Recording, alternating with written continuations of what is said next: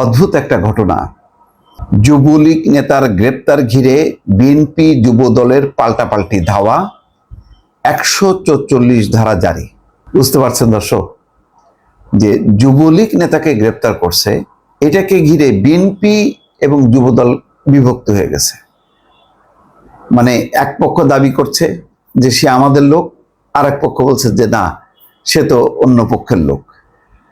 মানে এখন বিএনপি, যুবদল বা ছাত্রদল, তৃণমূল পর্যায়ে তাদের ভেতরে যে সংঘাতের ধরনটাই অদ্ভুত রকমের। মানে কথায় কথায় সংঘাত, দানা ছুতা নাতায় যে যার শক্তি বৃদ্ধির জন্য এমন সব উন্মত্ত প্রতিযোগিতা, এটা অকল্পনীয়। আর যেটা ঘটছে যে গত 15 বছরে আওয়ামী লীগ, যুবলীগ, তাদের নেতাদের হাতে প্রচুর টাকা।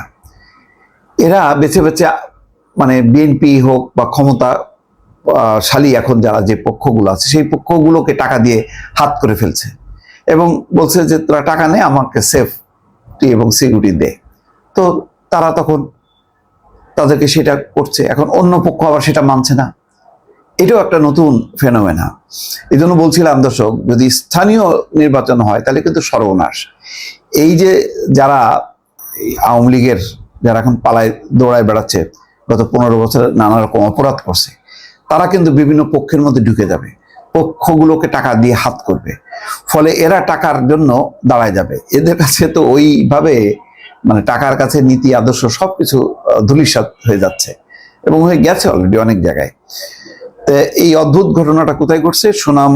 সুনামগঞ্জের মধ্যনগরে অপারেশন ডেভিল হান্টে এক যুবলীগ নেতার গ্রেপ্তারকে কেন্দ্র করে বিএনপির দুই পক্ষের মধ্যে পাল্টাপাল্টি ধাওয়ার ঘটনা ঘটেছে।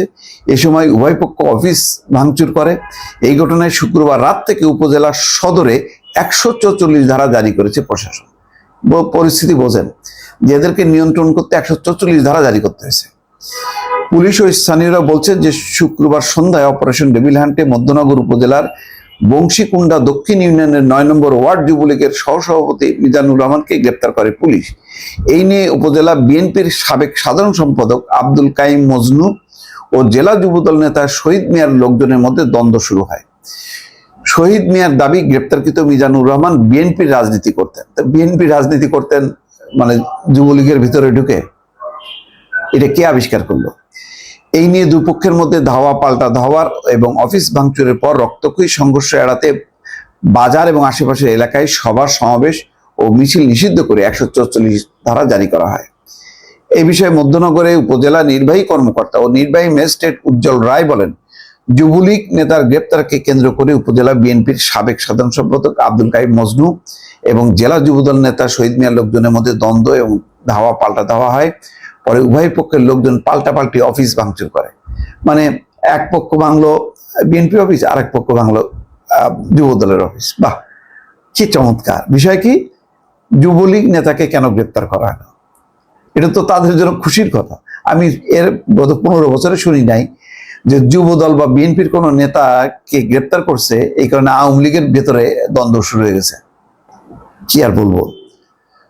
যাক, এখন পুলিশের পক্ষ থেকে বলা হচ্ছে বাজারে পুলিশ মোতায়েন করা হয়েছে, পরিস্থিতি বর্তমানে স্বাভাবিক। রাত 12টা থেকে 44 ধারা জারি হয়েছে। পরবর্তী নির্দেশনা না দেওয়া পর্যন্ত জরুরি অবস্থা বলবৎ থাকবে। ভালো থাকবেন। আল্লাহ হাফেজ।